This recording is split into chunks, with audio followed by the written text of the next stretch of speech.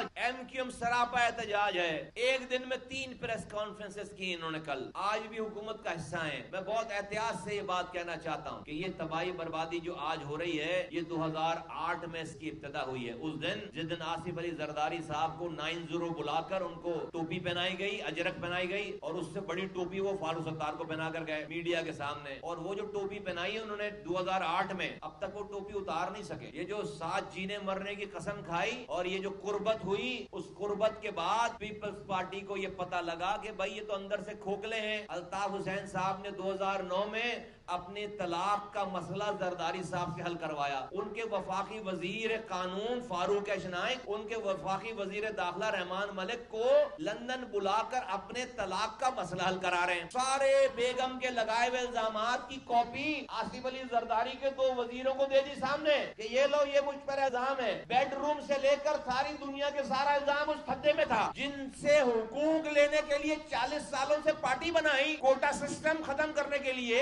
और हुकूक लेने के, उसी को अपने हाथों से अपने काले करतूत, जो कि उसकी उनकी कोई और नहीं, उनकी अहलिया ने जमा कराए थे, वो पेपर दे दिए उनको। जैकपॉट हिट हो गया। सारे कौम की जान कायदे तहरीक में और कायदे तहरीक की जान रहमान मलिक के हाथ में। हाँ, 2009 में हम वफादार लोग थे। ये आदमी बैठा है इधर मेरे बराबर में, गवाह है। ये उस 4-5 लोगों में हम शामिल थे। हमने लड़कर हाथ जोड़कर कहा कि भाई इसमें जो खराफात हैं, ये अगर कोर्ट में चलेंगी, ये खराफात, ये तलाक का केस चलेगा, तो आप हारो या जीतो, इससे किसी को गरज नहीं होगा। जो आपकी बदनामी होगी उस पे कोई नहीं देखेगा कि केस आप जीते हो या हारे हो। हाथ जोड़े के भाई इनको आउट ऑफ कोर्ट सेटलमेंट करके पैसे जितनी मांगती हैं खातून, इनको देकर जान छुड़ाओ। ये हमने करवाया काम, तो उनको पैसे देकर इस केस से जान छुड़ाई गई। लेकिन सारी खराफात वो रहमान मलिक और फारूक एशनाइक के हाथ में दे दी गई, पीपल्स पार्टी को। ये 2009 की बात कर रहा हूँ। 2010 में इमरान फारूक को मर्डर करवा दिया, उसके बाद केस खुल गया 2011-12 में। अब उस केस को हल करने के लिए, अपने आप को बचाने के लिए कायदे तहरीक किसी और को नहीं बुला रहे, रहमान मलिक को बुला रहे, जो पीपल्स पार्टी का वफाकी वजीर दाखिला है। रहमान मलिक को बुलाकर कह रहे हैं कि मुझे बचाओ, मैं पकड़ा जाने वाला हूं, और सारे सबूत और शवाहिद उसको दे रहे हैं। तो जब अपने हाथ से अपना हाथ कटवाओगे, दुश्मन को अपने सारे अपनी कमजोरियां दोगे, तो उससे तुम उसको आंखें दिखा सकते हो, उससे हक पर खड़े हो सकते हो। यही वजह है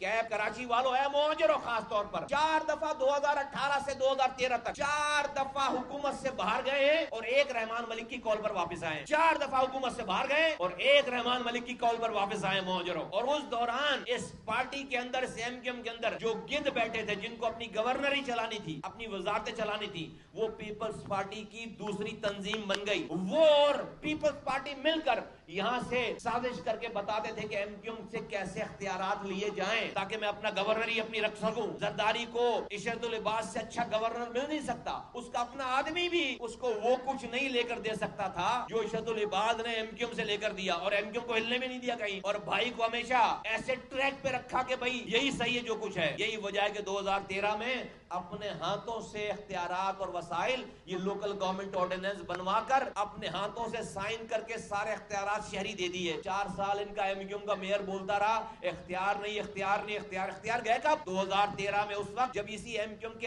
8 वुज़रा थे, 8 वुज़रा, और वो 2014 तक रहे हैं, और गवर्नर 2016 तक रहा है। ये तो हड़ताल करने वाली पार्टी मशहूर थी, ये तो शहर बंद करने वाली पार्टी मशहूर थी। क्यों नहीं बंद करवाया शहर? जब पूरे शहर का इख्तियार मोहजरों का इख्तियार जा रहा था, बकौल आप मोहजरों की पार्टी हो, मोहजरों का इख्तियार जा रहा था, तो ये शहर क्यों नहीं बंद कराया भाई? ये हड़ताल क्यों नहीं कराई? एक पत्थर नहीं मारा। ये सब कुछ देखकर हम 2013 में मैं और अनीस कायम खानी छोड़कर चले गए। 5 साल हमने इसको रिपेयर करने की कोशिश की, मान ही नहीं रहे बात। जब लीडरशिप, जब क़यादत अपने आप को अपनी हलक हलक तक जो है वो गंद बला में उतार ले, तो वो फिर कौम की क़यादत नहीं कर सकती, वो फिर सख्त फैसले नहीं कर सकती। और जहां सख्त फैसले किए, एक फोन कॉल पर उनको कह के बताया कि भाई आपके केसेस खुल जाएंगे, और उनके अपने लोग अपना गवर्नर बताता था भाई हमें आपसे अजीज कोई और नहीं है, पार्टी गई भाड़ में, हमें अभी कौम गई भाड़ में, अभी भाई हमें आपको बचाना है। भाई भी तैयार हो जाता था, हाँ मेरा वफादार है, उसका वफादार ने उसको गवर्नर रहना था, वजीरों को वजीर रहना था। भाई अगर नाराज होकर हुकूमत से हटेगा तो वजारत जाएगी, गवर्नरशिप जाएगी, तो वो भाई का वफादार बन के पीपल्स पार्टी से सेटिंग करके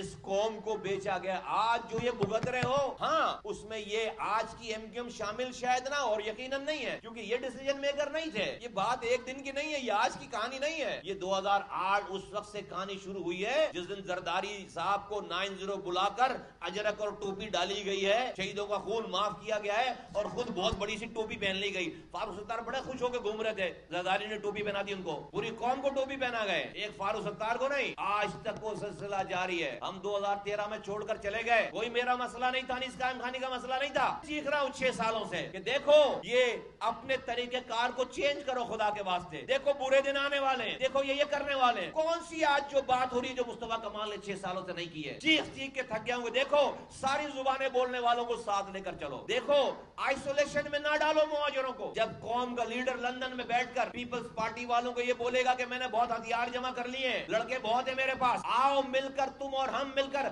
सिंध को अलग करते हैं, कोई होगा कोई बेवकूफ आदमी इस तरह? तो वो पीपल्स पार्टी आकर यहाँ पर ये नहीं करेगी तो और क्या करेगी? खुद बोल रहा है, लीडर बोल रहा है, मैंने बहुत हथियार और बड़े लड़के हैं मेरे पास, आओ दोनों मिलकर सिंध को अलग करते हैं। ऑन रिकॉर्ड कह रहा हूँ, टीवी पे कह रहा हूँ, ये बात कैमरा पे आगे आ जाए मेरे सामने। बोले नहीं कही थी बात। तो ऐसे कौम को दुश्मनों की जरूरत है? फिर मुहाजिरों को फिर बाहर से दुश्मनों की जरूरत है? नहीं है। ये सब कुछ किया हुआ अपनों का किया हुआ है, योदा अपनों का वो अपनों के दिए हुए जख्म है सारे। तो आज मैं आवाज लगाकर कहता हूँ कि अब भी खुदा के वास्ते होश करो। आओ जो लोग भी इस शहर के दावेदार हैं, देखो इस शहर में एक बात याद रखो कि पाक सरजमीन पार्टी सिर्फ मुहाजिरों की नुमाइंदा जमात नहीं है। हाँ बड़ी तादाद में मुहाजिर हमारे साथ है, लेकिन ये पहली पार्टी है जिसने पख्तूनों को अपने साथ जोड़ा है, सिंधियों को अपने साथ जोड़ा है, बलोचों को अपने साथ जोड़ा है, पंजाबियों को अपने साथ जोड़ा है, सारी जुबानें बोलने वालों को, मसलक वालों को अपने साथ जोड़ा है। ये हमारी गुडविल है। इसके साथ जो और दूसरी नुमाइंदा जमातें हैं, अगर वो सिंसियर हैं, हुकूमत छोड़े और आए, ये ऐसे नहीं मानेंगे। आए सड़कों पर आए, ये ऐसे नहीं मानेंगे। आप सिंसियरिटी के साथ हुकूमत छोड़कर सड़कों पर आए, हम आपके शाना बशाना इस जद्दोजहद में आपका हाथ बटाने के लिए तैयार हैं। आपके पास ज्यादा पावर है। आज आप जरा सा किरदार का मुजाहरा करें, थोड़े से किरदार का मुजाहरा करें, ये हुकूमत गिर जाएगी। सिर्फ प्रेस कॉन्फ्रेंस से काम नहीं चलेगा, अपनी क्रेडिबिलिटी बहाल करनी है। छोड़ दो हुकूमत, 40 सालों से हुकूमत कर रहे हो, खुदा के वास्ते छोड़ दो हुकूमत। जो पैसे कमा लिए, अब खुदारा इस कौम का ख्याल करो, ये मौका दोबारा नहीं आएगा। छोड़ दो हुकूमत, आ जाओ बाहर। भले गिरती है हुकूमत, गिरा करे, भले वफाक डिस्टेबलाइज होता है, हुआ करे। आ जाओ कौम की खातिर, शहर के खातिर, सूबे की खातिर, मुल्क के खातिर, आ जाओ बाहर। मैं अपने कारकुनों के साथ तुम्हारे शाना बशाना खड़े होने के लिए तैयार हूं। हाँ इलेक्शन होगा, तुम अपने नाम पर लड़ना, मैं अपने नाम पर लड़ूंगा। जिसको वोट देना होगा देंगे। आओ शहर बचाते हैं, सूबा बचाते हैं, मुल्क बचाते हैं। ये कराची तबाह होगा, मुल्क तबाह होगा। मुल्क तबाह हो रहा है। कब तक ये नौजवान सिटिंग डक की तरह जो है वो गोलियां खाते रहेंगे? कब तक सिटिंग डक की तरह गोलियां खाते रहेंगे? एक वक्त आएगा लोग हमारी भी बात नहीं मानेंगे और इन जालिमों से अपना हिसाब किताब चुकता करेंगे। मैं पहले कह रहा हूं कि कल को ऐसे हालात पैदा हुए तो जिस तरह से आज पीपल्स पार्टी को खुली छुट्टी दे रखी है, कोई इदारा जुल्म रोकने के लिए नहीं आ रहा, तो कल जब मजलूम खड़ा हो जाए तो इस मजलूम को भी पकड़ने मत आना। फिर छोड़ देना पुलिस को और हमें निपट लेंगे इनसे। छोड़ देना पीपल्स पार्टी को और हमें निपट लेंगे इनसे। फिर आप अपने बंदूक लेकर फिर मजलूमों को पकड़ने मत आना, फिर लापता करने मत आना। फिर अगर आप आज नहीं कर सकते ये काम तो कल भी नहीं करना। फिर ये काम अगर आज आपको रियासत की परवाह नहीं है तो फिर आपको कल भी नहीं परवाह होनी चाहिए थी। फिर आप इनकी हिमायत में ना आना। फिर